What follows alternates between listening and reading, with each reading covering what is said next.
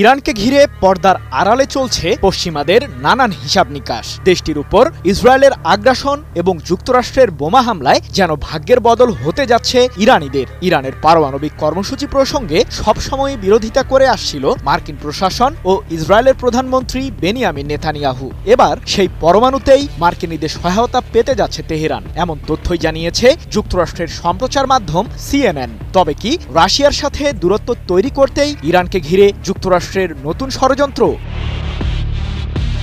পারমাণবিক বোমা তৈরি করছে ইরান, এমন অভিযোগ থেকেই তেহরান সহ বেশ কয়েকটি শহরে 13 জুন আকস্মিক বিমান হামলা চালায় ইসরায়েল। মুহূর্তেই লেগে যায় দুই পক্ষের সামরিক সংঘাত। যুদ্ধের ময়দানে নেতানিয়াহুর সামরিক বাহিনীকে সহায়তা করতে এগিয়ে আসে যুক্তরাষ্ট্র। ইরানের ফোর্দো, নাতানস ও ইস্পাহান পারমাণবিক কেন্দ্রে বোমা হামলা চালায় মার্কিন বিমান বাহিনী, যার মাধ্যমে সংঘাতের পরিধি আরও ঘনীভূত হয়।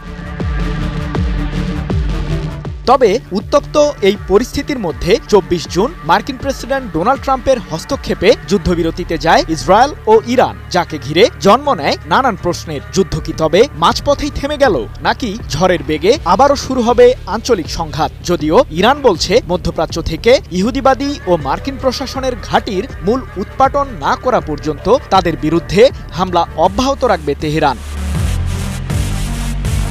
কিন্তু মার্কিন সম্প্রচার মাধ্যম CNN-এর এক প্রতিবেদনই বদলে দিল ইরানকে ঘিরে নানান সমীকরণ। তেহরানকে আলোচনার টেবিলে ফিরিয়ে আনতে এবার ভিন্ন পন্থায় এগুচ্ছে ওয়াশিংটন। পারমাণবিক শক্তি ব্যবহার করে বিদ্যুৎ উৎপাদনের জন্য ইরানকে 3000 কোটি মার্কিন ডলার দিতে যাচ্ছে যুক্তরাষ্ট্র। সেই সাথে তেহরানের উপর জারি হওয়া কয়েক দফার মার্কিন নিষেধাজ্ঞাও তুলে নিতে পারে হোয়াইট হাউস। মার্কিন প্রশাসন